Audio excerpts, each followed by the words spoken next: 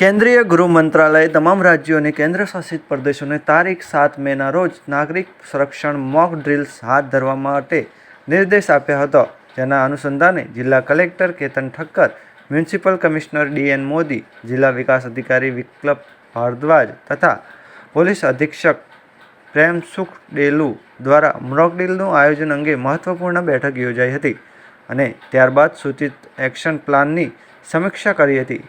એક પ્રેસ સંબોધી પત્રકારને માહિતી આપી હતી.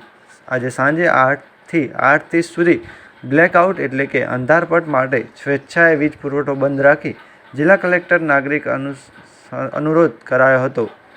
તો બીજી તરફ મ્યુનિસિપલ કમિશનર ડી.એન. મોદીએ જણાવેલ કે શહેરી વિસ્તારના વિવિધ સ્થળોએ તેમજ એકમોમાં સાયરન વાગશે. સાંજે 8 થી 8:30 બ્લેકઆઉટ દરમિયાન શહેર જિલ્લાની street light, outdoor display boards, hosting દુકાનો, શોરૂમની neon sign lights, industry lights, ઘરની લાઇટ્સ બંધ રહેશે. તેમને લોકો ઘરના બલ્બ, ટ્યુબલાઇટ્સ સ્વયંભૂ બંધ રાખે તેવી અપીલ કરી હતી. તેમજ મોક ડ્રિલ દરમિયાન નાગરિકો બિનજરૂરી ભીડ ન કરે તે માટે અનુરોધ કર્યો હતો.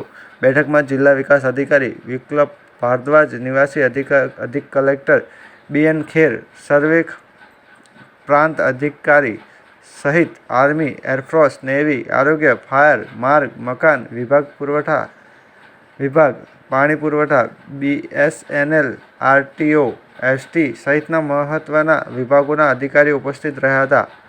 આવો સાંભળીએ શું કહ્યું જામનગર જિલ્લા કલેક્ટરે.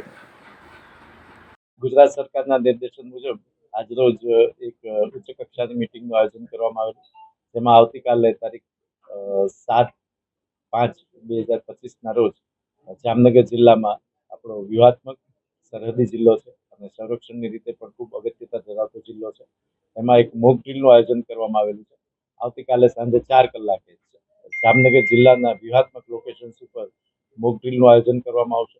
સાંજે 4 કલાકે એક સાયરન વાગશે, ત્યારબાદ મોક ડ્રિલનું આયોજન કરવામાં આવશે અને ત્યારબાદ રાત્રે 8 કલાકે તમામ નગરજનોને, સમગ્ર જામનગર જિલ્લાના નગરજનોને બ્લેકઆઉટ કરવા માટેની પણ અપીલ કરવામાં આવે છે.